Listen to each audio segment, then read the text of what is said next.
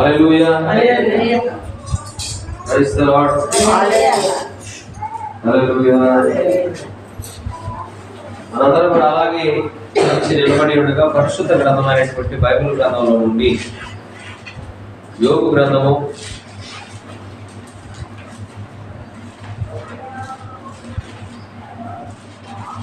19వ అధ్యాయము 25,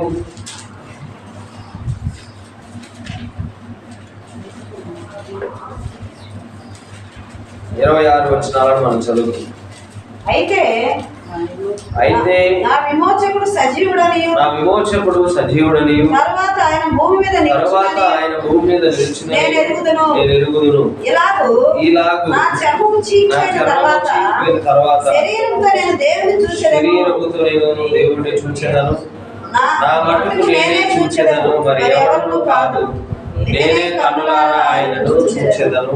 నాలో నా అంతరింద్రియములు కృషించి ఉన్నవి. చదవబడిన మాటలను దేవుడు దీవించిన గాక. మొదలు కూడా కూర్చున్నా.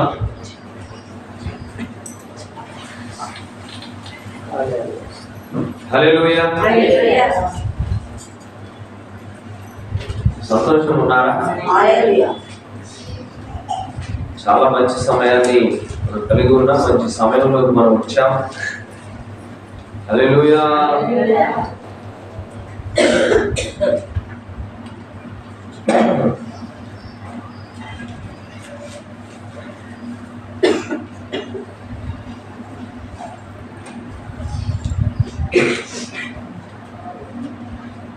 తల కొద్దిగా భారంగా అనిపిస్తుంది. చిన్నపాటి అంశాన్ని నేను మీకు చెప్పాలని ఆశపడుతున్నాను. అదేమిటంటే ప్రియమైనటువంటి దేవుడికి వెళ్ళారా, పరలోకం అనేది ఇట్స్ రియల్, అది నిజం. మరలా మీకు గుర్తు చేస్తున్నాను, పరలోకం అనేది అది నిజమైంది, అది కల్పితమైంది కాదు. అది ఇలా ఈరోజు చెప్పుకొని మర్చిపోయేది కాదట. మళ్ళీ మీకు గుర్తు చేయాలని అనిపించింది నాకు. మీకు గుర్తు చేస్తున్నాను. మొన్న బుధవారం రోజు నేను చెప్పాను, మనం ఒకవేళ ఇక్కడ నుంచి దేవుడు పిలిస్తే మనం ఆయన రాజ్యంలో ఉండేటట్టుగా మనం సిద్ధపడగలిగి ఉండాలి.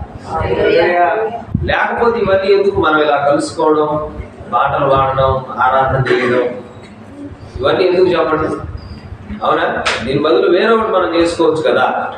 కానీ మనం దీన్ని చేస్తున్నామంటే వీఆర్ బిలీవింగ్ ఇన్ సంథింగ్, ఏదో ఉన్నది అని మనం నమ్ముతున్నాం కదా.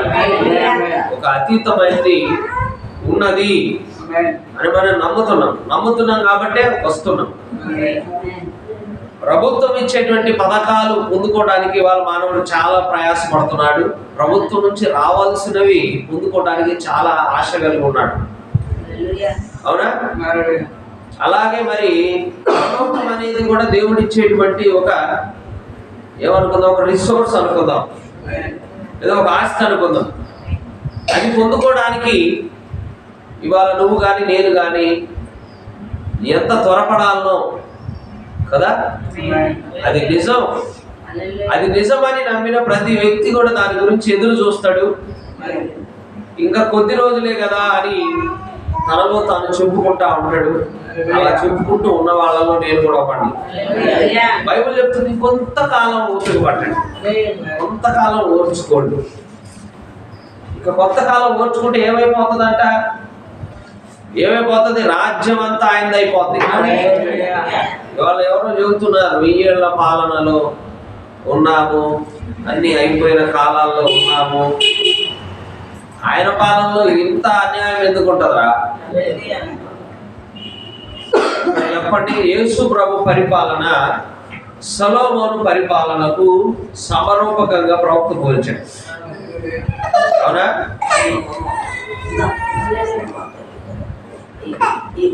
సొలొమోను పరిపాలన సమరూపకంగా యేసు ప్రభు పాలన ఉంటే, మరి ఇవాళ సొలొమోను పరిపాలన లాంటి పాలన భూమి మీద ఉన్నదా? 1000 ఏళ్ల పాలనలో ఆయన రాజ్యం చేస్తాడు.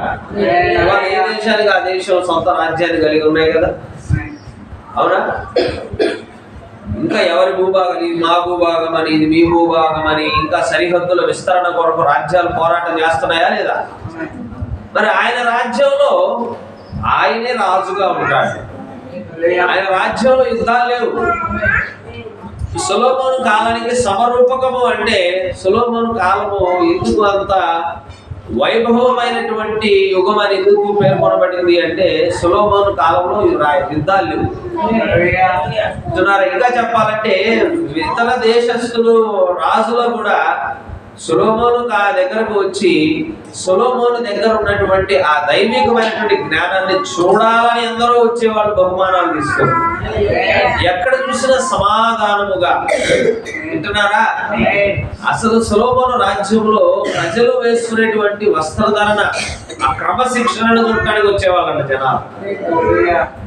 అంతటి అద్భుతమైనటువంటి విధానము కలిగిన రాజ్యముగా యేసు ప్రభు రాజ్యం ఉండబోతుంది. ఇది కాదు, వింటున్నారా? ఇది వేరు. It's a separate time. ఒక 1000 ఏళ్ళు ఆయన పాలనలో ఇదే భూమి మీద వేరొక పరిమాణంలో మనం ఉండబోతాం. ఇక ఈ బాధలు ఉండవు, రోజువారీ కూలీ బాధలు ఉండవు, ఈ తలనొప్పులు ఉండవు, ఈ తల భారం ఉండదు. వింటున్నారా? అంత సమాధానకరమైనటువంటి కాలం రాబోతుంది. అది దానికోసం ఆశపడండి, రాజ్యం కోసం ఆశపడాలి మనం. ఇవే ఉంది. ఇక్కడ తాత్కాలికమైనటువంటి సుఖాల కోసం కనుక నువ్వు అలవాటు పడిపోయావు అంటే దాన్ని కోల్పోతావు. దాన్ని కోల్పోయావు అంటే కొన్ని లక్షల సంవత్సరాల పాటు నువ్వు వేదనలు అనుభవించాలి. ఇక్కడ సుఖాలు అనుభవించేది 60 ఏళ్ళు, 70 ఏళ్ళు లేదా 80 ఏళ్ళు. కానీ ఈ 60-70 ఏళ్ళ సుఖాన్ని కనుక నువ్వు కోరుకొని నీకు నచ్చింది చేస్తూ నీ మనసుకు నచ్చినటువంటి విధానంలో నువ్వు జీవిస్తూ ఉంటే దాన్ని కోల్పోతావు. నువ్వు నిత్యత్వాన్ని కోల్పోవడంతో పాటు కొన్ని లక్షల సంవత్సరాల వేదనలను నువ్వు పొందుకోబోతున్నావు. అది నిత్యత్వం కాదు, ఒక దినాన నిన్ను నాశనం చేస్తాడు. నీ జ్ఞాపకాలు కూడా ఉండవు. ఇక అలాంటి నాశనం ఒక వ్యక్తి అవుతాడు. ఎప్పుడండి? ఈ లోకంలో నువ్వు దేవుడు చెప్పిన విధానాలను విసర్జించి నీకు నచ్చిన విధానంలో నువ్వు జీవించినప్పుడు దేవుని రాజ్యాన్ని నువ్వు ఎంత మాత్రం కూడా పొందుకోలేవు. ఇవాళ భూమి మీద నీకు ఒక చింత ఉండాలి. ఏమిటి ఆ చింత అంటే నేను ఈ లోక రాజ్యాన్ని కాదు కానీ పరలోక రాజ్యం అనే దాంట్లో నేను ప్రవేశించాలి అనే ఆశ నీకు కలగాలి. అది నీకు కలగాలంటే అది నిజమైందని నువ్వు నమ్మాలి. మనం ఎప్పుడైతే గుర్తుపెట్టుకోండి, మానవుడి బుర్ర ఎలాంటిదంటే ఏదైతే కంటితో చూసి ఏదైతే చేతితో తాగుతామో దాన్ని ఉన్నదని నమ్ముతాడు. ఇప్పుడు ఇక్కడ బాటిల్ ఉంది అని చెప్పాలనుకోండి, ఇది కనిపిస్తుంది, ఇది తాగలుగుతున్నాం కాబట్టి మన బుర్రకు ఒక నమ్మకం వస్తుంది, అవును ఇది నిజంగా బాటిల్ ఉంది అని. అది అలవాటు పడిపోయాము. కానీ విశ్వాసం అనేది సపరేట్. ఇక్కడ బాటిల్ లేదు కానీ ఉంది అని నమ్మటమే విశ్వాసం. వింటున్నారా? అది 6th సెన్స్ గా దేవుడు ఇచ్చాడు. పరలోకం ఉందా, నువ్వు చూసావా అంటే నేను చూశానని చెప్తా.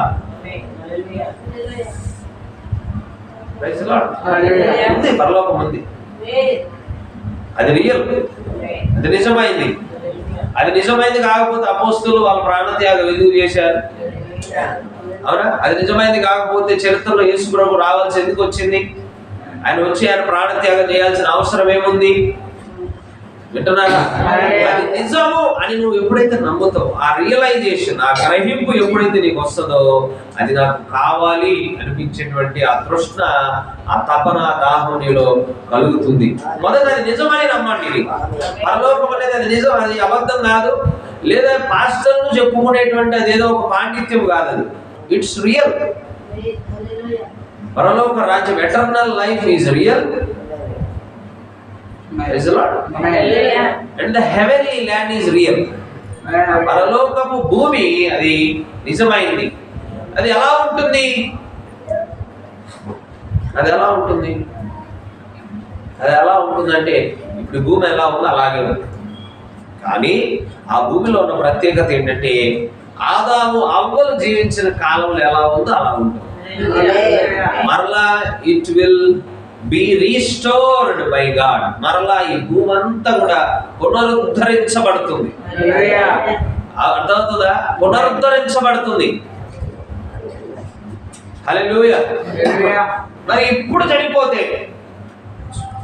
నేను ప్రశ్న అడుగుతున్నా, మనందరికి కూడా ఇది ప్రశ్న. ఇప్పుడు చనిపోతే నేను పరలోకి వెళ్తాను అనే నిశ్చయత ఎంతమందికి ఉంది? చూసారా? ఎంత ఆలోచిస్తున్నామో, ఎంత సందిగ్ధంలో పడ్డామో. What if God called you now? ఇప్పుడు దేవుడు నిన్ను నరులారా, బైబిల్లో చెప్పబడింది, నరులారా తిరిగి రండి అని చెప్పబడింది. Are you ready to go? Are you ready to die? చావడానికి సిద్ధంగా ఉన్నవారు లేదా కొంచెం టైం అడుగుతావా? ప్రభువా, నాకు కొంచెం ఇంకా సిద్ధపడాలి, నాకు ఇంకొంచెం టైం కావాలి. విశ్వాసాన్ని పెంచేటువంటి వర్తమానాలు ఎంత అవసరమో, సిద్ధపాటు గురి చేసేటువంటి వర్తమానాలు కూడా మనకు అంతే అవసరం. ఒక్కసారి రియల్ గా ఆలోచిద్దామా? ఇప్పుడు ప్రభు పిలిస్తే ఆయన నిన్ను ఎక్కడ ఉంచుతాడు? నువ్వు ఎక్కడ ఉంటావు? నువ్వు ఎక్కడ ఉంటావు నీ మనస్సాక్షి తెలుసు.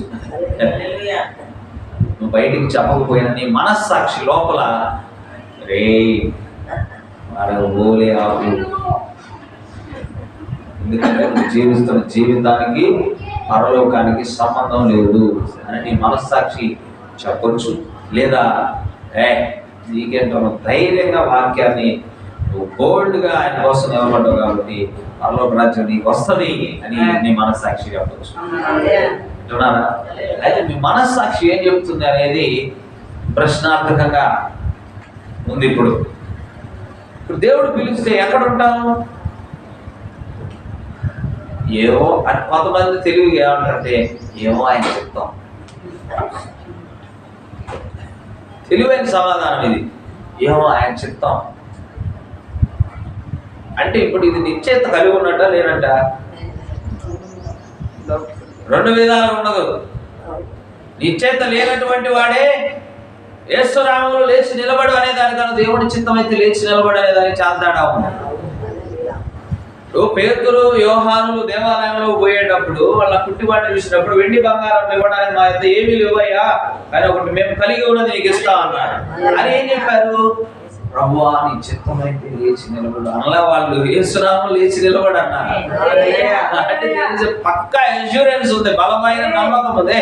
యేసునామం మేము కలిగి ఉన్నాం కాబట్టి దేవుడు బయలుపరిచిన నామం మా చేతిలో మేము కలిగి ఉన్నాం కాబట్టి, ఆ నామంలో శక్తి ఉన్నది కాబట్టి, ఆ నామం తప్ప వేరొక నామంలో రక్షణ లేదని వాళ్ళకి తెలుసు కాబట్టి, అది రియల్ అని వాళ్ళు గ్రహించారు కాబట్టి యేసునామం లేచి నిలబడమన్నాడు. లేచి నిలబడడానికి గంతులేశాడు.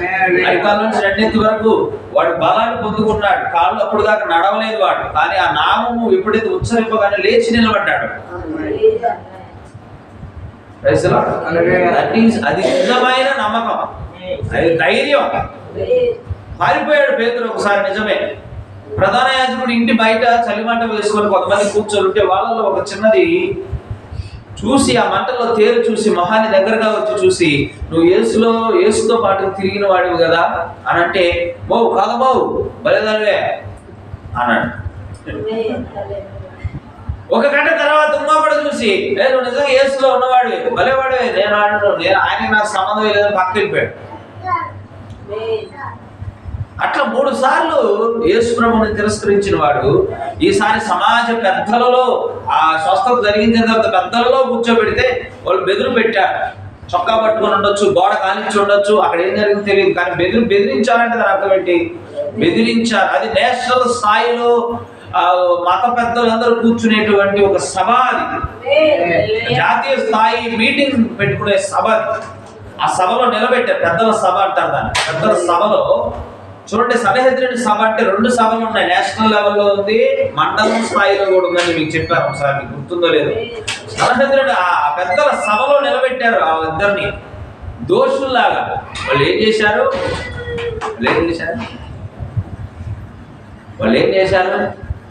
కుంటి వాడిని స్వస్థపరిచారు. తప్ప అనేది మరి జరిగించినందుకు వాళ్ళ పెద్దల సభలో నిలబెట్టి వాళ్ళని నిలదీస్తుంటే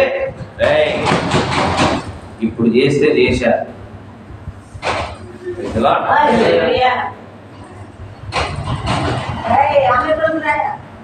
ఎవరమ్మా? ఆ పెద్దల సభలో నిలబెట్టినప్పుడు వాళ్ళకు స్పష్టంగా చెప్పారు, ఈ నామం గురించి ఇంకెక్కడ చెప్పొద్దు, చేస్తే చేశారు, ఇంకెక్కడ చెప్పొద్దు అని చెబితే వాళ్ళ అన్న మాట ఏంటో తెలుసా? అసలు దేవుడి మాట వినాలా మీ మాట వినాలా చెప్పండి మీరు. మేము అసలు నామం గురించి వాడు పట్టుకోండి,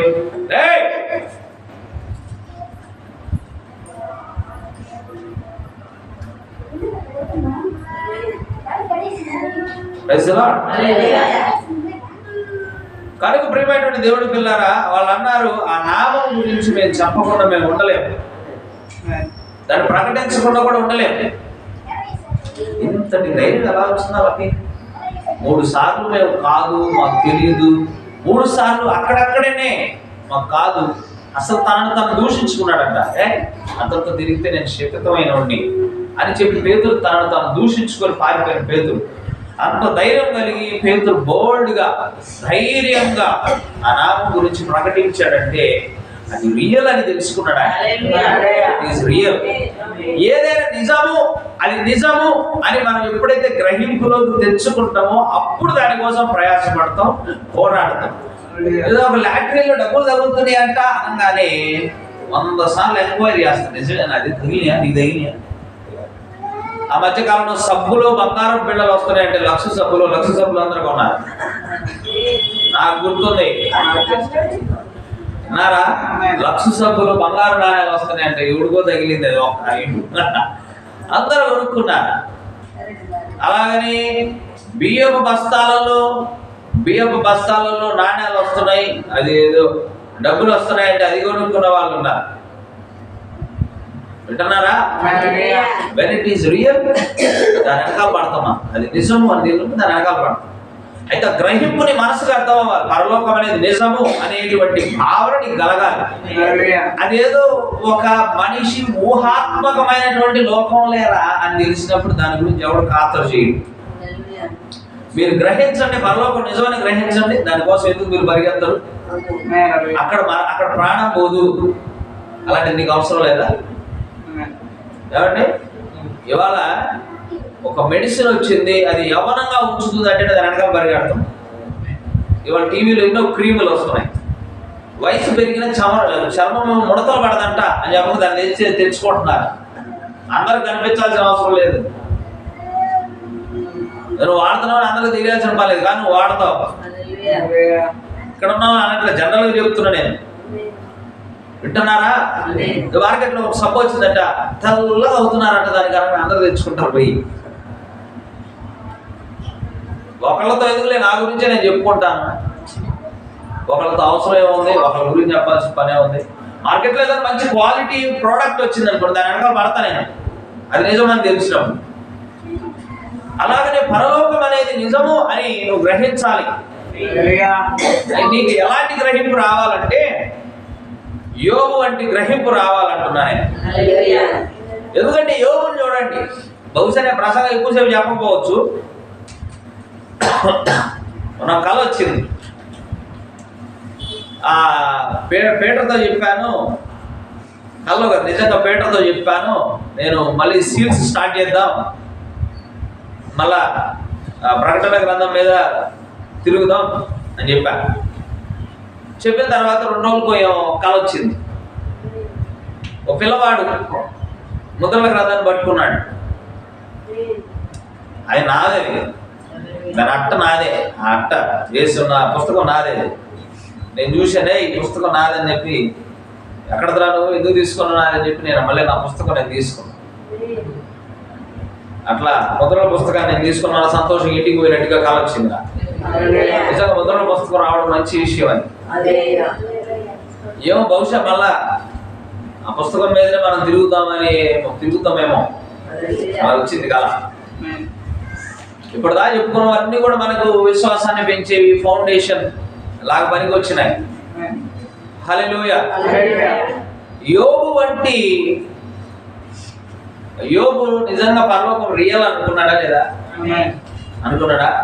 ఖచ్చితంగా అనుకున్నాడు ఆయన. ఎందుకంటే యోబు చెబుతున్న మాటలు చూడండి.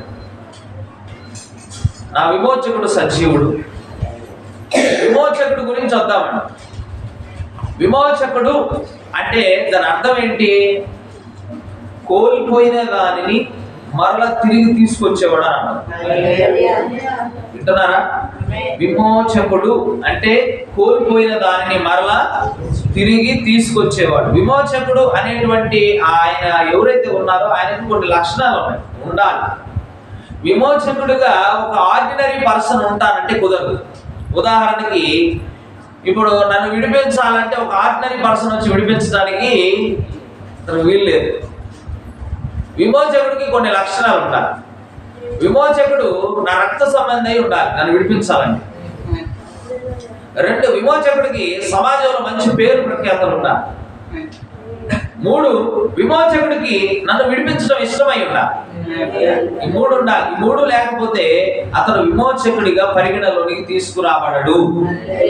ఉదాహరణకి రూతును విడిపించేటువంటి విషయాన్ని తీసుకుంటే, బోయాజు రూతుని ఇష్టపడ్డాడు. కానీ బోయాజు కంటే ఇంకా దగ్గర బంధువు ఒకడు ఉన్నాడు. అతను వచ్చాడు, అతనికి ఆస్తి ఉంది, అతను విడిపించ శక్తి ఉంది, సమాజంలో మంచి పేరు ఉంది. కానీ అతనికి 3వది ఇష్టం లేదు, రూతుని విమోచించడం ఇష్టం లేదు.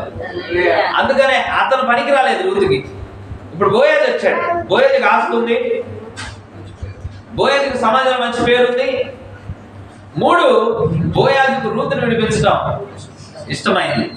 ఈ 3 లక్షణాలు ఉండాలి విమోచకుడు. అయితే ఇప్పుడు ఇక్కడ యోబు విమోచకుడి గురించి మాట్లాడుతున్నాడు. బైబిల్ గ్రంథంలోనే పురాతనమైన గ్రంథం యోబు గ్రంథం. యోబు కాలంలో ధర్మశాస్త్రం లేదు. బాగా గమనించండి, యోబు కాలంలో ధర్మశాస్త్రం అనేది లేదు. యోబు పురాతనమైన వాడు. అయితే యోబుకు దేవుడు ఎలా తెలుసుంటాడు? మరి యోబు కాలంలో గ్రంథాలు లేవు కదా. అయినా యోబు దేవుడిని ఆరాధించిన వాడు, యోబు దేవుడి పట్ల నమ్మకంగా ఉన్నవాడు. ఇప్పుడు యోబు అంటున్నాడు, నా విమోచకుడు సజీవుడు. ఇప్పటికి విమోచకుడు రాలేదు కదా. వింటున్నారా? నా విమోచకుడు ఎలాంటి వాడు అంటే సజీవుడు. Praise lord. ఆయన బ్రతికే ఉన్నాడు, ఆయన బ్రతికుండేవాడు. వింటున్నారా? చూడండి, తర్వాత ఆయన భూమి మీద నిలుచునని నేను ఎరుగుదును. ఇలాగ నా చర్మం చీకిపోయిన తర్వాత శరీరముతో నేను దేవుణ్ణి చూసేదను.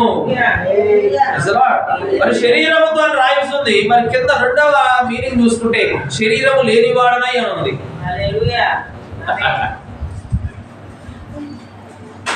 అంటే ఆయన శరీరంతో చూస్తా అంటున్నాడు, కానీ కిందేమో శరీరం లేని వాడనే. అంటే అది వేరే దేహం. అది he is talking about another body. వింటున్నారా? అసలు యోబుకు ఒక దేహం అనేది అమర్చబడుతుందని, యోబు ఈ శరీరం చీకిపోయినా ఇంకొక శరీరం నాకు అమర్చబడుతుందని, దానికి కళ్ళుంటాయని, ఆ కళ్ళతో నేను దేవుణ్ణి చూస్తానని, నా విమోచకుడిని నేను చూస్తాను. వింటున్నారా? కన్నులారా చూస్తానని యోబు ఎంత స్పష్టత కలిగి ఉన్నాడండి. అప్పటికి యేసుక్రీస్తుని గురించిన సువార్త ప్రకటనలు లేదు, అప్పటికి అసలు గ్రంథాలే లేదు. యోబు పురాతనమైన వాడు. యోబు నీతిమంతుడేనా? యోబు చాలా చాలా నీతిమంతుడని బైబిల్ చెప్తుంది. ఎందుకంటే దేవుడు అన్నాడు, యోబు వంటి వాడు ఒకడును లేడు అన్నాడు దేవుడు. అతని వంటి వాడు ఒకడును లేడు. ఎవరు చెప్పిన మాట అది? స్వయంగా దేవాతి దేవుడు చెప్పిన మాట. యోబు వంటి వాడు ఒకడును లేడు.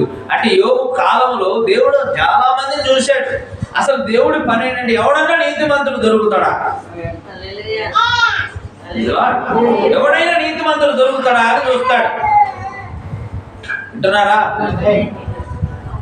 యేసు ప్రభువు తానే భూమి మీదకి రావడానికి ముందుగా ఆయన వెతికాడంట, ఎవరిని పంపిద్దామని. వినాలి, యేసు ప్రభు భూమి మీద శిలువలో రక్తాన్ని కాల్చడానికి ముందుగా ఎవడైనా ఈ శిలువ భారాన్ని మోసేటువంటి వ్యక్తి ఎవరైనా ఉన్నారా అని అబ్రహాం దగ్గరికి వెళ్ళాడు. అబ్రహాము అబద్ధం ఆడాడు. విన్నారా?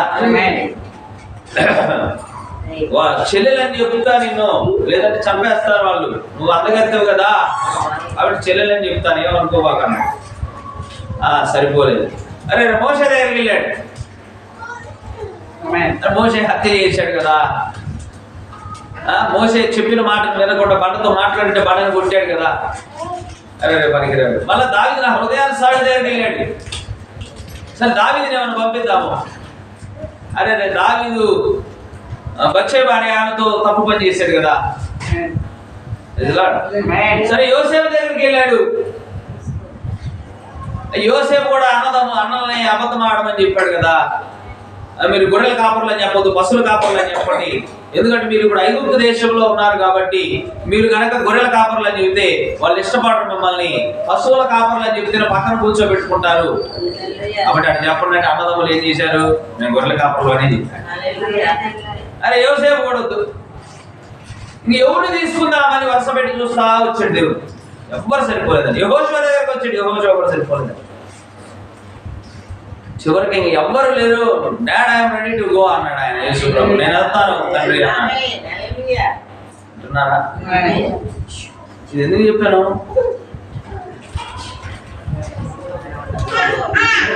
దేవుడు వెతుకుతాడు నీతిమంతులను. ఉన్నాడా? యోబు కాలంలో కూడా ఆయన వెతికాడు. యోబు వంటి వాడు ఒక్కడును లేడు అన్నాడు, స్టేట్మెంట్ ఇచ్చాడు. అలాగే నోవాహు కాలంలో కూడా వెతికాడు ఆయన. ఈ తరంలో నోవే నీతిమంతుడు నోవాహు తిరిగాడు. అలాగే యోబు కాలంలో కూడా దేవుడు వెతికినప్పుడు యోబు మాత్రమే నీతిమంతుడిగా ఉన్నాడు, యోబు వంటి వాడు ఒక్కడును లేడు అని చెప్పాడు దేవుడు. యోబు నీతిమంతుడు కనుక కీర్తనల గ్రంథంలో ఒక మాట రాస్తుంది. ఏమిటా మాట అంటే, నీతిమంతులకు కలుగు ఆపదలు అనేకములు. యోబు ఎన్ని ఆపదలు ఎదుర్కొన్నాడు. యోబుకు సంపద పోయింది,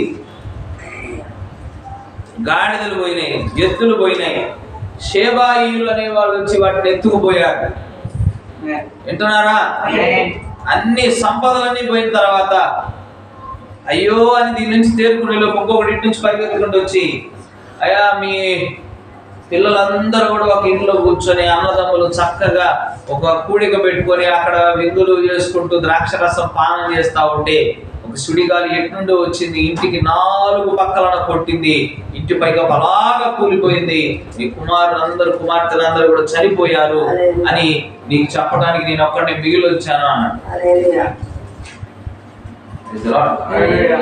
సంపద పోయింది, పిల్లలు పోయారనుకుంటే సరేలే కనీసము మరి ఈ బాధలలో నాకు ఆరోగ్యం అన్నా ఉందిలే, ఆస్తి పోతే పోయి మళ్ళా సంపాదించుకోవచ్చు అన్న తరుణంలో సాతానుడు దేవుడి దగ్గర పర్మిషన్ తీసుకొని వచ్చి అరికాల నుంచి నడినెత్తి వరకు యోగుకు బాధాకరమైన కుడుపులతో మొత్తాడు.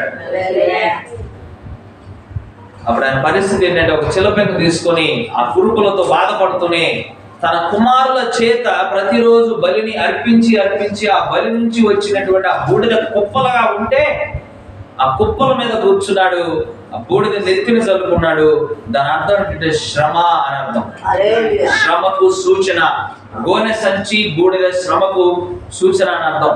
బూడిద కుప్ప మీద కూర్చొని ఆ చిలపెంకు కూర్చొని ఆ చిలపెంకు తీసుకొని ఆ ఒంటి మీద గోక్కుంటూ ఉన్న సమయంలో భార్య వచ్చి కనీసం ఓదార్చుదేమో అన్న తరుణంలో భార్య వచ్చి అంటుంది, ఇంకను నీ యథార్థతను వదలక ఉందువా? ఒక్కసారి దేవుణ్ణి దూషించి నువ్వు మరణం అవ్వచ్చు కదా, అది నీకు మేలు కదా అని అంటే కనీసం నోటి మాట చేత కూడా యోబు ఏమీ అనలేదు. మూర్ఖురాలి వల్ల నువ్వు మాట్లాడుతున్నావు, దేవుడి దగ్గర నుంచి మేలు మాత్రమే అనుభవించుదుమా, కీడును అనుభవించతగదా అని యోబు ఆమెకి ఒక లెక్చర్ ఇచ్చాడు. ఇంకా యోబు పలికిన మాటలు చూస్తే నా సోదర జనం ఎవరైతే ఉన్నారో, నా సహోదరులు ఎవరైతే ఉన్నారో వాళ్ళు నాకు దూరం అయ్యారన్నాడు. నాకు సంబంధికులందరూ కూడా నాకు దూరం అయ్యారన్నాడు. నా బంధువులు నా యొద్దకు రావట్లేదు అన్నాడు. నా ప్రాణ స్నేహితులందరూ కూడా నన్ను మర్చిపోయారన్నాడు. నా ఇంట్లో ఉన్నటువంటి దాసీలు నేను పిలిస్తే వెన్ను చూపించి వెళ్ళిపోయారన్నాడు. వారి దృష్టికి నేను పరదేశినై ఉన్నానన్నాడు. నేను పనివాడిని పిలవగా వాడు రాకుండా బతిమలాడించుకున్నాడని చెప్పాడు. ఎవరు? యోబు. అవన్నీ మీరు చదవాలంటే మీరు ఉన్నటువంటి 19వ అధ్యాయంలోనే 13వ వచనం నుంచి చదవాలి. అవన్నీ మీరు చదవాలంటే, ఆయన నా సోదర జనము నాకు దూరం చేసి ఉన్నాడు. నా నెలవరులు నాకు కేవలం అన్యులైరి. నా బంధువులు నా యొద్దకు రాక ఉన్నారు. నా ప్రాణ స్నేహితులను మర్చిపోయి ఉన్నారు. నా ఇంటి దాసీ జనులు నన్ను అన్యునిగా ఎంచెదరు. నేను వారి దృష్టికి పరదేశినై ఉన్నాను. నేను నా పనివాడిని పిలువగా వాడేమి పలకకుండా ఉన్నాడు. నేను వాడిని బతిమవలసి వచ్చెను. నా ఊపిరి నా భార్యకు అసహ్యము. అన్ని బాగున్నప్పుడేమో యు ఆర్ మై హార్ట్, నేను నీ లవ్, నువ్వు నీ చచ్చిపోయిన నాకు నేను నీ భార్యగా ఉంటానని చెప్పి ఉండొచ్చు ఆమె. వింటున్నారా? కానీ ఇప్పుడేమైంది? అన్ని పోయినాయి, కురుపులు వచ్చినాయి, దేనికి పనికిరాని వాడు అయిపోయాడు యోబు ఇప్పుడు. వింటున్నారా? ఒకవేళ పిల్లలు ఉండుంటే వాళ్ళు కూడా నాకు దూరం అయ్యేవాళ్ళని కూడా చెబుతున్నాడు అక్కడ. నా కుమారులకు నేను అసహ్యమయ్యాను. వింటున్నారా? చిన్న పిల్లలు సహారాన్ని తృణీకరించేది, చిన్న పిల్లలు కూడా లెక్క చేయట్లేదని యోబు. అలాంటి పరిస్థితుల్లో కూడా యోబు దేవుడిని దూషించలేదు. అంటే ఎంత నీతిమంతుడు ఆలోచన, ఎంత నీతిమంతుడండి. అయితే ప్రియమైనటువంటి దేవుడి పిల్లలారా, యోబు అలాంటి పరిస్థితులలో ఆ బూడిద కుప్ప మీద కూర్చున్నటువంటి తరుణంలో యోబు ఏం చేసి ఉండొచ్చు అన్ని సంవత్సరాలు? వింటున్నారా? జనరల్ గా ఎవరైనా బాధలో ఉన్నప్పుడు ఏం చేస్తారు? ఆ బాధల గురించి ఆలోచిస్తూ ఏ దేవుడు రావట్లేదు, ఏంటి ఎవరు పరామర్శించట్లేదు ఏంటి అని అనుకుంటారు కదా.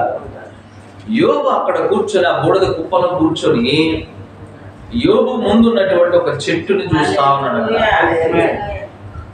ప్రకృతిని చూస్తా ఉన్నాడు. ప్రవక్త అంటాడు, దేవుడు మొట్టమొదటిగా తన బైబిల్ని సృష్టిలో పెట్టాడు అన్నాడు. This creation is Bible. ఈ సృష్టిలోనే పుట్టుక, మరణము, పునరుద్ధానము, ఈ మూడింటిని సృష్టిలో పెట్టాడు దేవుడు. వింటున్నారా?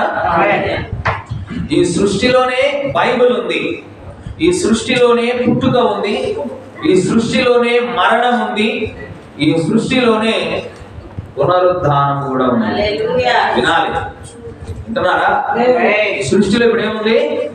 బైబిల్ ఉంది. ఈ బైబిల్ అనేది, బైబిల్ అంతా కూడా మీరు బైబిల్ అంతా చదివినా కూడా ఈ బైబిల్ అంతా దేని చుట్టూ తిరుగుతుందంటే, దేని చుట్టూ తిరుగుతుంది బైబిల్? ఇది దేని చుట్టూ తిరుగుతుంది? పాపం వచ్చింది, పాపం వల్ల మరణం వచ్చింది. ఈ మరణాన్ని మరణంతోనే విరసాలి. అయితే నువ్వు మరణిస్తే కుదరదు, పరిశుద్ధులు మరణించాలి. ఆ పరిశుద్ధుల మరణం గురించి ఉంటుంది. తర్వాత పరిశుద్ధులు పాతి పెట్టడం గురించి ఉంటుంది. పాతి పెట్టిన తర్వాత ఆ మరణం ఆయన ఆపసాలేదు కాబట్టి ఆ మరణంలో నుంచి మరలా తిరిగి జయించి పునరుద్ధానుడు. ఈ మూడు ఉంటాయి బైబిల్లో. ఈ మూడింటిని యోబు గమనించాడు ప్రకృతిలో. యోబు కూర్చున్నప్పుడు యోబు ఒక చెట్టుని గమనిస్తా ఉన్నాడు. ఆ చెట్టుని గమనిస్తూ ఆయన దేనిని చూశాడంటే ఒక ఆకుని చూశాడు. ఆయన సహజంగా చెట్ల కింద మనం పోయి చూస్తే ఆకులు రాలి కనిపిస్తూ ఉంటాయి కదా, దాన్ని చూశాడు ఆయన. ఒకనొక సమయంలో చెట్టు పూర్తిగా ఎండిపోతుంది, మరలా కొమ్మలు వేయు కాలం ఒకటి వస్తుంది, వసంత కాలం అనేది ఒకటి వస్తుంది. ఆ వసంత కాలంలో ఎండిపోయిన చెట్టు, ఒక్క ఆకు కూడా లేకుండా ఉన్న చెట్టు మరలా వసంత కాలం రాగానే అది చిన్న చిన్న చిగురు పెడుతుంది. చిన్న పచ్చని చుక్కలాగా ఉంటుంది, దాని దగ్గర పోయి ఉన్నది ఆకు. అది చుక్కల్లాగా ఉంటాయి, ఆకులుగా కావవి, చిన్న చుక్కల్లాగా ఉంటాయి. దాని దగ్గరికి వెళ్ళి చూస్తే అది పోతుంది, చిగురు పెడతా ఉంటుంది. అది కొంతకాలంగా ఆకుల్లాగా మారుతుంది. ఈ చిగురు పెట్టడాన్ని, ఆకులు రాలడాన్ని ఆయన చూశాడు.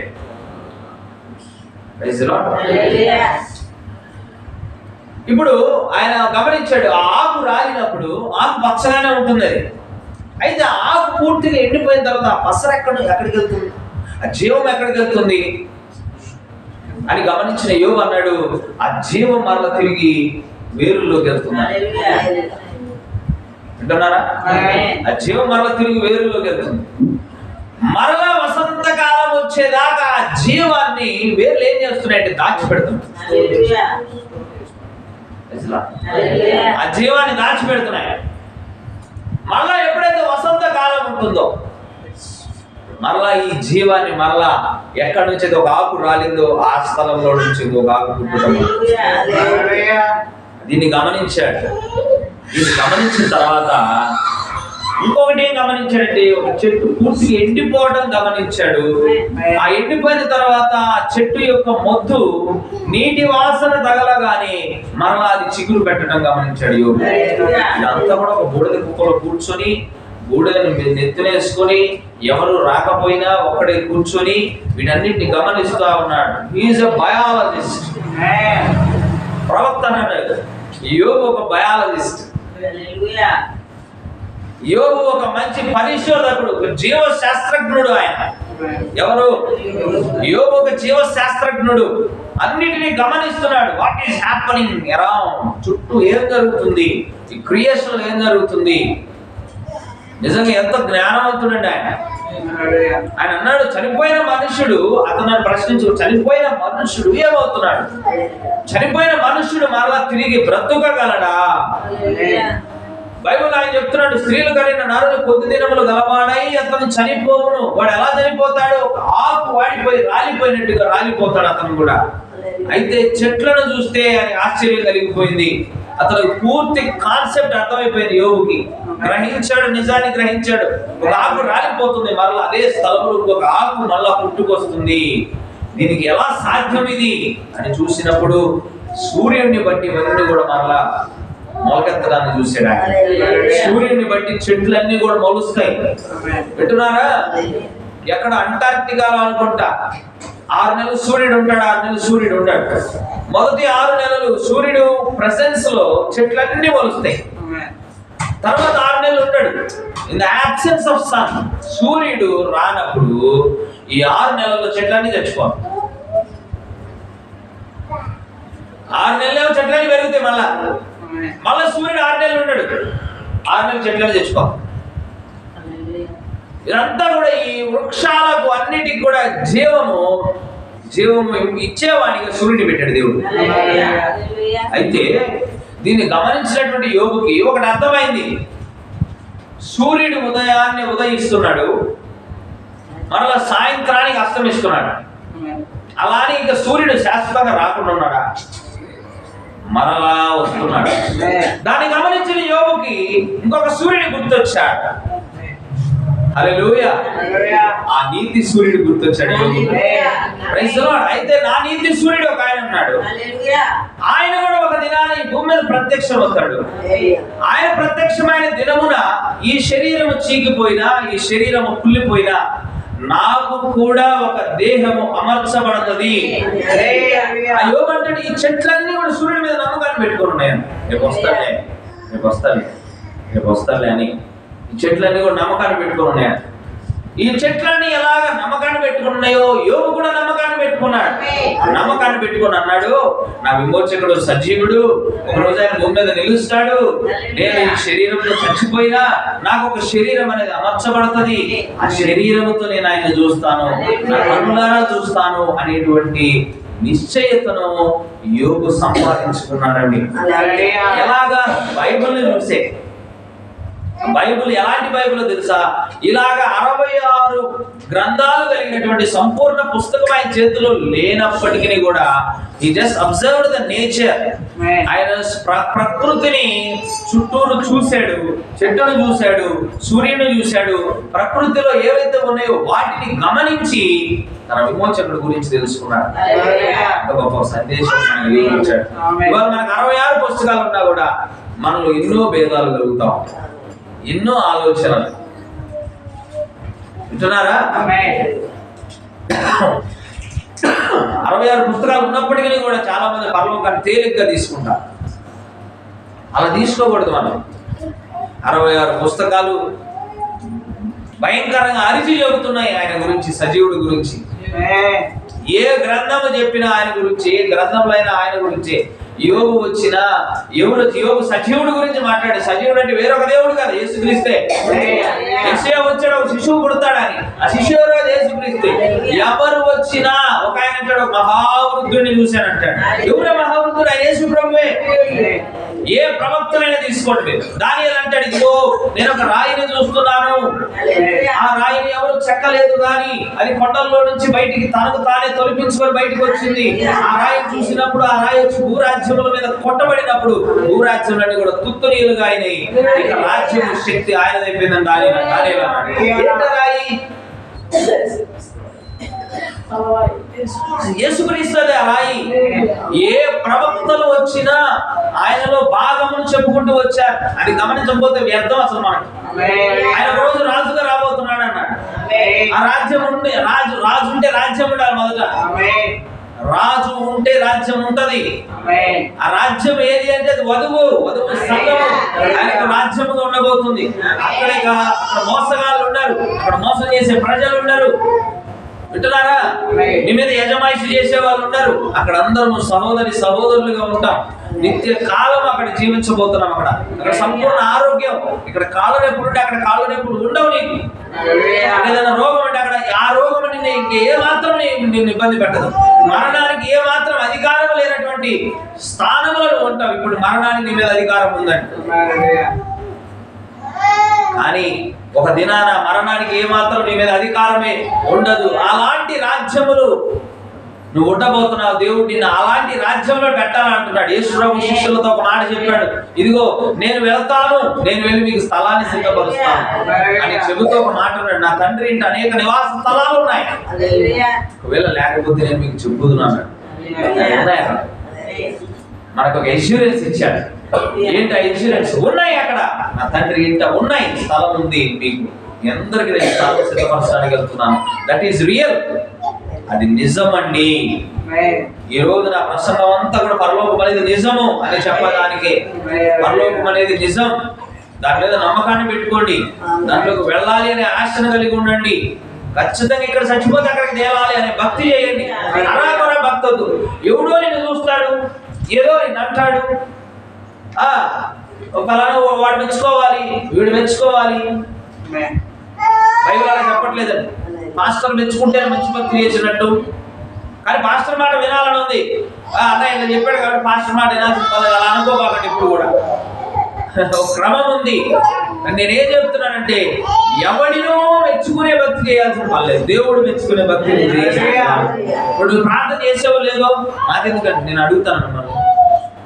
సరే మీ మీద బాధ్యత ఉంది కాబట్టి నేను అడుగుతాను, ప్రార్థన చేసుకున్నా లేదా. కానీ మీరు ప్రార్థన చేసుకున్నారు లేదా అనేది దేవుడికి మీకు సంబంధించిన విషయం. ఎలాంటి భక్తి చేస్తున్నారు అనేది మీకు దేవుడికి సంబంధించిన విషయం. మీరు ఎవరి హృదయాన్ని సంతోష పెడితే పరలోకం వెళ్తారు అంటే ప్రభు అయిన యేసుక్రీస్తు హృదయాన్ని సంతోష పెట్టి భక్తి చేసినప్పుడే మీరు పరలోకం వెళ్తారు. ఇక్కడ జరుగుతుందంతా కూడా ఒక నాటకం జరుగుతుంది భూమి మీద. అయ్యగారిని సంతోష పెడితే అయ్యగారు మా ఇంటికి వస్తారు. అయ్యగారిని సంతోష పెట్టాల్సిన పర్లేదు, అయ్యగారు కదా పరలోకం ఇచ్చేది. ఒక ఇంటర్నేషనల్ స్పీకర్ వచ్చాడు అనుకోండి, ఆయన సంతోష పెట్టాలిగా. నేను అంటాను అంత ప్రాబ్లం ఆడాల్సిన పని లేదు. యేసు ప్రభువుకు కూడా అంత గౌరవం ఇయ్యండి. చాలా మంది ఆయన రాగానే ముఖస్థుతి చేస్తారు. అయ్యో మీలాంటి సేవకులు మీరు అక్కడ చూడాలి, బహిరంగంగా చూస్తారు ఆయన ముందు. ఎవరిని మెప్పించడానికి అవసరం లేదు. ప్రభువుని మెప్పిస్తే చాలా.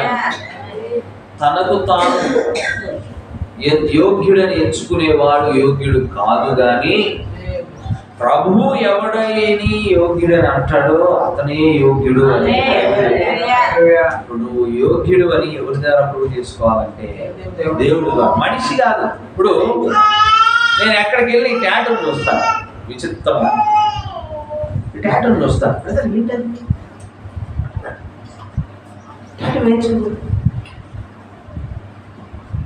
కానీ దీన్ని చూసి నన్ను జడ్జి చేస్తాడా?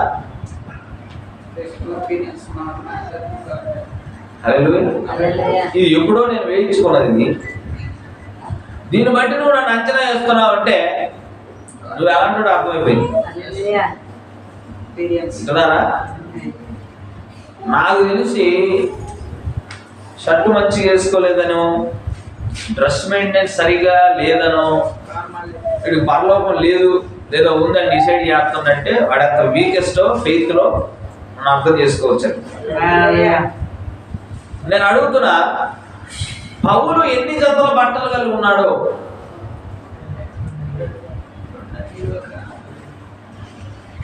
పౌలు ఎన్ని జతల బట్టలు కలిగి ఉన్నాడో మరి ఆయన. నాకు తెలిసి ఇప్పుడు పౌలు ఉంటుంటే పౌలు కూడా చెప్పేవాళ్ళు కనీసం 20 జతలు ఉన్నాయి, 20 జతలు కొనుక్కోరాదు. దాన్ని చూసే కదా దేవ వెళ్ళిపోయింది. ఏంది అన్న పరిచర్య అంటాడు, దేవుడు అంటాడు, ఓడల్లో ప్రయాణం చేద్దామంటాడు, ఎన్ని శ్రమలు వచ్చినా తట్టుకుంటాడు, బట్టలు కూడా సరిగ్గా వేసుకోడేందేనా. ఈయన కంటే వెనకొచ్చిన వాళ్ళు చూడు, కార్లు కడుతున్నారు, బంగ్లాలు కడుతున్నారు. అంటే పౌలులో ఏదో తప్పు ఉంది. కాబట్టి ఇక పౌలుతో ఉండకూడదు అని లోకమును ప్రేమించి ఇహలోకమును ప్రేమించి స్నేహించి, బైబిల్లో ఉంది దేమ ఇహలోకమును స్నేహించి నన్ను విడిచిపోయాడు అన్నట్టు పౌలు. ఎంత బాధతో చెప్పుకుంటాడంట మాట. మరి పోయి దేమ లోకంలో కలిసిపోయినట్టు ఏం చెప్పలేదు ప్రవక్త గారు. ఆయన భక్తి ఆయన చేసుకున్నాడు. కానీ పౌలు భక్తి నచ్చలే ఆయనకి. సాదాగా జీవించడం, సాదాగా నడవడం, సాదాగా జీవించడం, దేవుడి మీద ఆధారపడడం, ఇలాంటివి నచ్చలా. పాస్టర్ అంటే కారు ఉండాలి. ఫిలదెల్ఫియా అనే ప్రాంతం గురించి ప్రవక్త మాట్లాడుతూ ఫిలదెల్ఫియాలో 2 కార్లు ఉంటేనే పాస్టర్ని అంగీకరించావు. మా పాస్టర్ 2 కార్లు అందించి, మరి మీ పాస్టర్తో మా పాస్టర్ ఒకటే ఉందంటే మీ పాస్టరే కదా. అయితే outward appearance, worldly richness, these are not considerable by God. బయట కనిపిస్తున్న నీ ఆకారం కానీ, నీ రూపం కానీ, నీ లోకపరమైనటువంటి సంపదలు కానీ, ఇవన్నీ కూడా దేవుడు పరిగణలోనికి తీసుకోడు. 100 కోట్లు ఉంటేనే పరలోకం వెళ్తారు అని అర్హత పెడితే 100 కోట్లు ఉన్నోళ్ళే వెళ్తారు. అంబానీ మొదటి జాబితాలో ఉంటాయి. దేవుడికి అది కాదు కావాల్సింది. ఆ రాజ్యం కోసం మందిరాలు ఎవరైతే కట్టారో వాళ్ళే రావాలి అంటే, మందిరాలు దేవుడికి చర్చికి రాకుండా మందిరాలు కట్టేవాళ్ళు చాలా మంది. చర్చికి రాకుండా ఎక్కడో ఎవడో భూమికి కబ్జా చేస్తాడు, ఆ భూమి వెంట డబ్బు సంపాదిస్తాడు, దానిలో దేవుడికి 5 లక్షలు తెచ్చిస్తాడు. ఆ అన్యాయపు సిరి వల్ల దేవుడికి సంతోషం లేదు. దేవుడికి ఏం కావాలి? నీ యథార్థత కావాలి, నీ నిజమైన భక్తి కావాలి. ఆయనకు నీకు సంబంధం కాబట్టి నువ్వు ఆయనకు నచ్చేటువంటి భక్తి నువ్వు చెయ్యాలి. ఆయన చెయ్యమన్న భక్తి నువ్వు చెయ్యాలని. అలాగ నువ్వు చేసినప్పుడు నీకు పరలోకం ఉంటుంది. అలాగే చెయ్యాలని నేను కోరుకుంటున్నాను. యోబు వంటి నిశ్చయితను మనం కూడా సంపాదించుకోవాలని నేను కోరుకుంటున్నాను. చనిపోతే పరలోకంలో ఉండాలి, ఉంటాము అని చెప్పగలిగే భక్తిని మనం చేయాలి.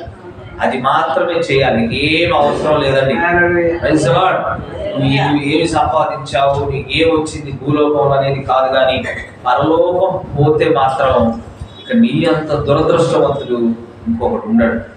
ప్రవక్త nothing is more important than eternal life అంటాడు.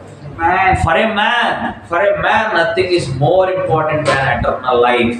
ఒక మనిషికి నిత్య జీవము కంటే ముఖ్యమైనది, ప్రాముఖ్యమైనది మరి ఏది లేదు అని చెప్పాడు ప్రవక్త. ఎందుకంటే 60 సంవత్సరాలు నువ్వు పస్తులున్నా, కడుపు పగిలిపోయేటట్టు తిన్నా, 60 సంవత్సరాల తర్వాత లేదా 70 సంవత్సరాల తర్వాత నువ్వు చచ్చిపోవాలి. ఏదో ఒక రోజు నీ మరణం అయితే ఖాయం, నువ్వు తప్పించుకోలేవు. ప్రతి ఒక్కళ్ళు కూడా ప్రవక్త అంటాడు, గుండె అంట నడుస్తూ ఉందంట. నడుస్తుందా మన గుండె? నడుస్తుంది, మన గుండె నడుస్తుంది.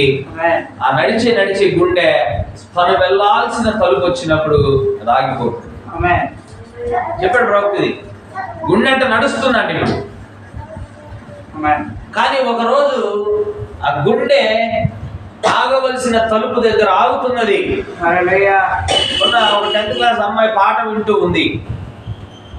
ఆయన చెప్పే పాటనే చనిపోయింది ఆ అమ్మాయి. అంటే ఆ పాఠం వల్ల కాదు, ఆయన పాఠం చెబుతా ఉన్నాడు, ఈ అమ్మాయి చూస్తా ఉంది.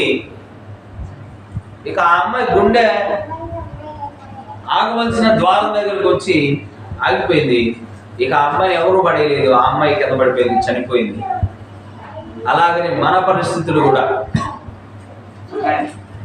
ఒక ద్వారం ఉంటుందంట, ద్వారం దగ్గరికి రాగానే ఆగిపోయింది.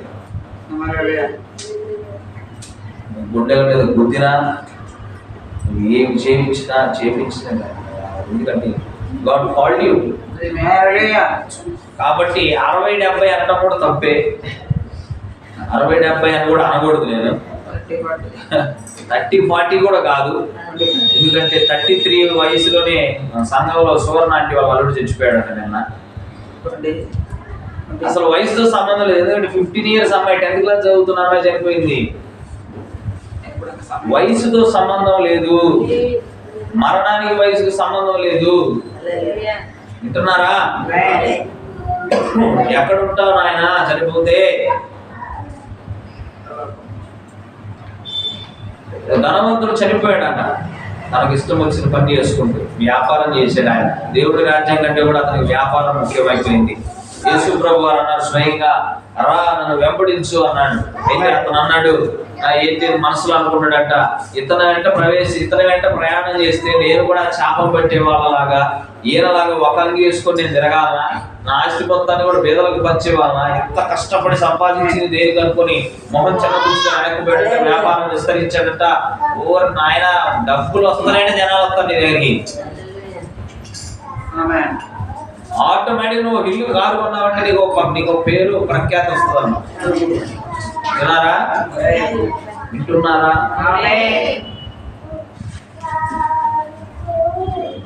బాగా సంపాదించాడు, వ్యాపారం చేస్తా ఉన్నాడు. పెద్ద పెద్ద వాళ్ళు పరిచయం అయ్యారు, పెద్ద పెద్ద పాస్టర్లు వస్తున్నారు ఇంటికి, అయ్యగారి దగ్గరికి, ధనవంతుడి దగ్గరికి. ఒక రోజు ధనవంతుడు చనిపోయినప్పుడు పెద్ద పెద్ద పాస్టర్లు వచ్చారంట, కన్నీరు గాడ్చారంట. అయ్యగారు ఉన్నప్పుడు మా చర్చి తలుపులు ఇచ్చింది ఆయనే, మా చర్చికి గంట ఇచ్చింది ఆయనే, అయ్యగారు సంఘంలో బల్లలు ఇవ్వంటే బల్లలు ఇచ్చింది ఆయనే, అయ్యా మరి భోజనాలు పెట్టాలి 10,000 మంది కంటే అయ్యగారు 4-5 టిక్కీలు పంపించేవాడు, అయ్యగారు చచ్చిపోయారని చెప్పేసి అంత సాక్ష్యాలు ఇస్తున్నారంట వచ్చి. ఓ బ్రహ్మాండమైన సాక్ష్యాలు ఇస్తున్నారట. వింటున్నారా? వింటున్నారా? ఎవరు చెప్తున్నారు సాక్ష్యాలు వచ్చి? అయ్యగారు చచ్చిపోతే అయ్యగారు పాస్టర్ గారు మంచి ధనవంతుడు చనిపోయాడు. ధనవంతుడు చనిపోగానే అందరూ వచ్చారు. అయ్యగారు పాస్టర్లు తాడు కట్టుకుని వచ్చారు కొంతమంది. ఓ అయ్యగారు వచ్చారు. అసలు మామూలు సాక్ష్యాలు వాళ్ళు ఒక్కొక్కళ్ళు మంత్రులు వచ్చారు, ఎమ్మెల్యేలు వచ్చారు. అసలు అలాంటి ఇలాంటి అని చెప్పి చూస్తున్నారు. ఇక్కడ అంతా బ్రహ్మాండం జరుగుతుంది. ఊదారంగు వస్త్రంలో చుట్టారు ఆయన్ని. సమాధి కార్యక్రమానికి ఇంటర్నేషనల్ స్పీకర్ క్రిస్ గారు వచ్చి ప్రార్థన చేస్తున్నారు. ఇంటర్నేషనల్ స్పీకర్ వచ్చారు. మట్టిగా చెప్పేసి ఇదంతా అక్కడ కార్యక్రమాలు జరిగిపోయిన తర్వాత అసలు ఇతను ఎక్కడున్నాడు? దినానికి 10 కోట్లు ఖర్చు పెట్టాడు. ఊర్లో ఉన్న వాళ్ళందరూ రావాలి అయ్యగారు భోజనం. జనాలందరూ చెప్పుకుంటారు 16 రకాల వంటకాలు పెట్టారు. ఎక్కడ పెట్టినా ఆయన ఫ్లెక్స్లే చిరునవ్వుతో. ఆయన ఫ్లెక్స్లని నవ్వుతూ ఉన్న సందర్భంలో ఉంటాయి కదా, నవ్వుతూ ఉన్న ఫోటోలు పెట్టారు అక్కడ. ప్రతి పిల్లర్స్ అన్ని ఆయన నవ్వుతూ ఉన్న ఫోటోలు అక్కడ రాశారు. నవ్విస్తూ చిరకాలం మీ జ్ఞాపకాలతో అని చెప్పేసి రాశారా మెసేజ్. అద్భుతంగా జరిగిందండి దినం. ఆయన బైబుల్ గ్రంథంలో రాస్తుంది. చనిపోయిన తర్వాత వాతావరణంలో పలు తీసాడు. ఇది జోక్ కాదు, ఎందుకంటే ఇది నిజము. నువ్వు ఎంత బతికున్నావు అంత నిజం పరలోకం. ఇప్పుడు ఆ ధనవంతుడు అంటున్నాడు, మండిపోతుంది. పక్కకు తిరిగి చూస్తే అక్కడ లాజరు కనిపించాడు. అబ్రహమా, తండ్రి అయిన అబ్రహమా, వాడిని పంపించు. ఆయన అడిగాడు, ఎందుకు పంపించాలి? నీ దగ్గరికి ఎందుకు పంపించాలి? మా ఇంటి దగ్గర ఉన్నప్పుడు నా బల్ల మీద నుంచి రాలిపడిన బిస్కెట్లు తినేవాడు అతను. ఇప్పుడు పంపించు. ఈ చిటికన మీద నీళ్ళతో ముంచి నా నాలుగు మీద పెట్టమని చెప్పు. మండిపోతుంది ఇక్కడ అంతా కూడా, వేదనలు ఉన్నాయి ఇక్కడ అన్నాడు. కుదరదు. లాజరు జీవితంలో అతను నమ్మకంగా జీవించాడు, దేవుడి వాక్యానుసారంగా బ్రతికాడు, ఇప్పుడు విశ్రాంతి పొందాడు. మంత్రిగా జీవిస్తే అనేకమైన ఆపదలు అతను ఎదుర్కొన్నాడు లాజరు, ఇప్పుడు విశ్రాంతి పొందుకుంటున్నాడు. అది కుదరదయ్యా, నీకు మామకు మధ్యలో ఒక అగాధాన్ని దేవుడు పెట్టాడు. There is a great chasm. పెద్ద అగాధం ఉంది ఇక్కడ అన్నాడు. అట్లయితే అయ్యా నాకు తమ్ముళ్ళు ఉన్నారు, నాకు ఫ్యామిలీ ఉంది, నేను పోయి నన్ను ఒక్కసారి పంపిస్తే నేను వెళ్ళి వస్తాను, నా తమ్ముడికి చెబుతాను, అరే అక్కడ ఒకటి ఉన్నదిరా, పాతాళం ఉందిరా నాయన, నేను నిజంగా మండిపోయాను, అది చెప్పడానికి మీకు సజీవంగా వచ్చాను, అప్పుడన్నా నమ్మండిరా అని చెబుతుండే అప్పుడు అన్నారు. కుదరదు, ఒక్కసారి నువ్వు మరణించి ఇక్కడికి వచ్చిన తర్వాత అలా వెనకపోవడం ఉండదు. ఎందుకంటే రేపు అడుగుతారు చాలా మంది, నన్ను పంపి ఒక 5 సంవత్సరాలు పరిశుద్ధి వస్తానాయా, కుదరదు. లేదా 1 సంవత్సరం అన్న ఉపవాసాలు, 1000 రోజులు ఉపవాసాలు పరిశుద్ధి వస్తానాయా, కుదరదు. వింటున్నారా? నా 40 రోజులు ఉపవాసం ఉంటా ప్రభు నన్ను పంపిస్తే, కుదరదు. భూమి మీద ఉన్న రోజుల్లో ఒకరు మోసాలు వేసి ప్రార్థన చేయలే, మళ్ళీ పంపిస్తే ఏం చేస్తారు? ఇంకా 5 ఏళ్ళు ఉందని, ఇంకా 5 ఏళ్ళు ఉందని అంటారు. వింటున్నారా? జరగదు, ఉన్నప్పుడే చేయాలి. నువ్వు బతుకున్నప్పుడే, భూమి మీద బతుకున్నప్పుడే నువ్వు ఏదైనా. ప్రవక్త అంటే చచ్చిపోయిన తర్వాత ఏం చేయలేవు. ఒక్కొక్కరు అంటారు ఆకే కనుక దేవుడు ఇస్తారా, ఉన్నదాంతో చేయమ్మా, ఇచ్చినప్పుడు కాదు. పేద విధానాలే 2 కాసులే ఉన్నాయి. ఆమె 2000 వచ్చినప్పుడు వేస్తారంటే ఆమె ఎప్పుడు రావాలి 2000? పెన్షన్ వచ్చినట్టు ఆ ఖర్చులు అంటే మళ్ళీ నెల సరుకులు తెచ్చుకోవాలని. దేవుడు పావులో ఉంటే పావులో తీసి పైసా వేయటం నేర్చుకోవాలి మనం కూడా. అంటున్నారా? ఉంటేనా కాదు, ఉన్నదాంతో చెయ్యి. ఉన్నదాంతో దేవుడిని మరింపడదు. సారేపాత వెదవరాలు ఆమె దగ్గర ఉన్నదాంతో అప్పం చేసి తీసుకొచ్చింది. ఉన్నదాంతో ఆరాధించుట నీ దగ్గర ఉన్న పరిస్థితుల్లోనే. చాలా మంది ప్రార్థన చేసుకోవడానికి, ఉదాహరణకి మేము కూడా చాలాసార్లు అఫ్కోర్స్ ఇంట్లో ప్రార్థన చేసుకున్నాం, చాలాసార్లు మేము కూడా అనుకున్నాం, ఇంట్లో ఎప్పుడు పరుగు పోతా అన్నట్టు మనకు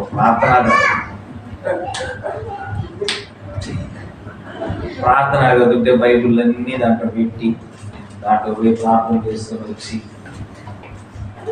అది లేదు కదా ప్రస్తుతం, ఇప్పుడు చేయాలి. మరి అది వచ్చింది నాకు ఆగాలంటే ఎప్పుడు కట్టుకుంటుంది? అది భక్తులు కట్టినప్పుడు కట్టాలి, దానికి 30 లక్షలు కావాలి అంటే అప్పుడు దాకా ప్రార్థన చేయవనేగా. కనుక ఏదో ప్రభుత్వం ఇవ్వాలి, ఆ ఇచ్చిన తర్వాత నేను చేయాలని ఆయన ఎప్పుడు రావాలని దేవుడు నిర్ణయించుకుంటూ నీకు ఏది రావాలి అది వస్తుంది తప్ప వేరే రావు. నేను ప్రధానమంత్రి రావాలంటే అయిపోతానా? దేవుడు చిత్తమై ఉండాలి. దేవుడు నిర్ణయించాలి నీ జీవితంలో ఏ మేలు రావాలో ఆయన నిర్ణయించాలి. నా జీవితంలో ఏ మేలు వచ్చాయి నీకు రాకపోవచ్చు, లేదా నీ జీవితంలో దేవుడు ఏ మేలు ఇచ్చాడో అవి నాకు రాకపోవచ్చు. వింటున్నారా? What ever God decided to give you, దేవుడు నీకు ఏమి ఇవ్వాలని నిర్ణయించాడు అవన్నీ అవి ఎవడు సాతాను పోయి 100 మంది తాపినవి రాకుండా ఉండవు, అవి వస్తాయి అంతే. వింటున్నారా? దేవుడు నీకు ఇవ్వాలనుకున్న ఖచ్చితంగా వస్తాయి నీ జీవితంలో. హల్లెలూయా. బతికున్నప్పుడు ఏదైనా చేయాలండి, బతికున్నప్పుడే ప్రార్థన చేయ ఎక్కువసేపు. చనిపోయిన తర్వాత నేను ఇప్పుడు ధనవంతులు అన్నది అదే, సార్ పంపించా మంచి భక్తి చేస్తాను మా సహోదరులు అందరూ చెప్పొస్తున్నాయా? కుదరదు. వాళ్ళ ప్రవక్త మోషే ఉన్నాడు, వాళ్ళు చెప్తారు అయినా మారకపోతే వాళ్ళు కూడా నీ దగ్గరికి అన్నాడు. అది ఇదంతా ఎందుకు చెప్పబడతా ఉందండి? That is real. యేసు ప్రభువు ఉపమానం చెప్పాడు, that is real. Haven is real, hell is real. ఇవి నిజము, అబద్ధాలు కాదు ఇవి. వింటున్నారా? ఒక చిన్న ఉదాహరణ, నేను చిన్నది ఒక సాక్ష్యం చెప్పి నేను ముగిస్తాను. ప్రవక్త బ్రహ్మ గారి జీవితంలో జరిగిన ఒక అద్భుతమైన సాక్ష్యం. ఒక ఇంట్లో ఒక కుమారుడు చనిపోయాడు. వినాలి, ఒక ఇంట్లో కుమారుడు చనిపోయాడు. వినరా? అద్భుతాలు బయటికి పోతున్నాడు. ఒక ఇంట్లో ఒక కుమారుడు చనిపోతే వాళ్ళు బ్రహ్మం గారికి ఫోన్ చేశారు, అయ్యా నా కుమార్తె తెలియదు, నాకు జ్ఞాపకం వచ్చారు, నా కుమారుడు అనుకోము, నా కుమారుడు చనిపోయాడయా, నువ్వు వచ్చి ప్రార్థన చేస్తే లేదు బ్రతుకుతాడు కదా అన్నారు. ఆయన అన్నాడు, నేను చెప్పే వరకు దేహాన్ని పాతి పెట్టదని. పాతి పెట్టలా. సరే ఆయన చెప్తాడు, చెప్పేదాకుందాం. బ్రహ్మం గారు ప్రార్థన చేస్తా ఉన్నాడు. కూర్చొని ప్రార్థన చేస్తా ఉంటే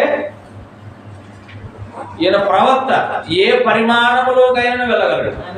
గుర్తుపెట్టుకోండి, ప్రవక్త అనే పేరు పిలువబడటానికి ముందు దీర్ఘదర్శి అని పిలిచేవాడు. హల్లెలూయా. ఏ సమయంలోనైనాను he got access. ఆయన నాలోకి వెళ్ళి చూడగలడు. సాయంత్రానికి ఫోన్ చేశాడు బ్రహ్మాన్ని, ఒక మాట చెప్తాను, మాట చెప్పిన తర్వాత మీరు నిర్ణయించుకోండి. నీ బిడ్డను చూడటానికి పాతాళంలోకి వెళ్ళాను, పాతాళం అంతా చూశాను, నీ కుమారుడు కనిపించలా. పరలోకంలోకి వెళ్ళాను, పరలోకంలో వెళ్తే నీ కుమారుడు మామూలుగా లేడు, సంతోషంగా ఉన్నాడు, మహిమ దేహంతో ఉన్నాడు. ఇప్పుడు నీ దగ్గరకు వచ్చాను, నువ్వు పిలవమంటే పిలుస్తా, చెప్పండి అంటే తల్లిదండ్రులు అన్నారంట, వద్దయ్యా మళ్ళీ పాప లోకంలోకి మేమే అక్కడికి వెళ్తాం లేదు. ఇది ఎందుకు చెప్పాను? పిల్లగాడు బతికించడం అదో ఇది, దట్ ఈస్ రియల్ అని. అది నిజమైంది, నిజంగా ఉంది. పరలోకం అనేది నిజము, అది అబద్ధం కాదు. అది నిజము అని గుర్తిరిగేదాకా మనం నిజమైన భక్తి చెయ్యము. ఏదైతే నిజము అని మన మనసుకు నమ్ముతామో దాన్ని మనం జరిగిస్తాము. మన మనసు అంత బలహీనమైనది కాబట్టి పరలోకం అనేది నిజము. యోబు సాక్ష్యం ఇచ్చాడు, యోబు నేను చూస్తానని చెప్పాడు, లాజరు వెళ్ళాడు, మరి ఇప్పుడు చెప్పుకున్నటువంటి కుమారుడు కూడా అక్కడికి వెళ్ళిపోయాడు. మనం కూడా అక్కడికి వెళ్ళాలి. అలాంటి భక్తిని మనం చేద్దాం.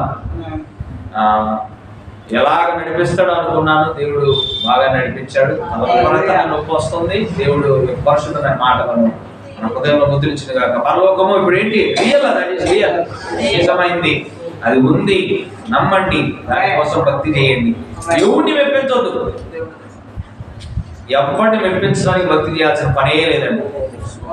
ఆయన నన్ను అంగీకరిస్తే నేను మంచి విశ్వాసం ఇప్పుడు చెప్పాడు. దేవుడు అంగీకరించాలి, దేవుడు తీర్పు తీర్చేది, మనిషి కాదు. 100 మంది 100 రకాలుగా చెప్పొచ్చు నీ గురించి. వాడు తిక్కలోడు లేదు, నువ్వు తిక్కలోడు అంటే వాడు తిక్కలాడు ఎందుకు అవుతాడు? దేవుడు అనాలి వాడు తిక్కలోడు అని. హల్లెలూయా. పరలోకం ఇచ్చే దేవుడు, మనం తృప్తిపరచాల్సింది కూడా దేవుడిని. కాబట్టి దేవుడు నచ్చేటువంటి భక్తిని మనం చేద్దాం. దేవుడు నచ్చే భక్తిని అందరికీ తెలుసు, వాక్యానుసారమైన భక్తి, దీని ప్రకారంగా చేద్దాం. పరలోకం దేవుడి పరిశుద్ధమైన మాటలను అందరూ పైకి లేచి నిలబడినట్లయితే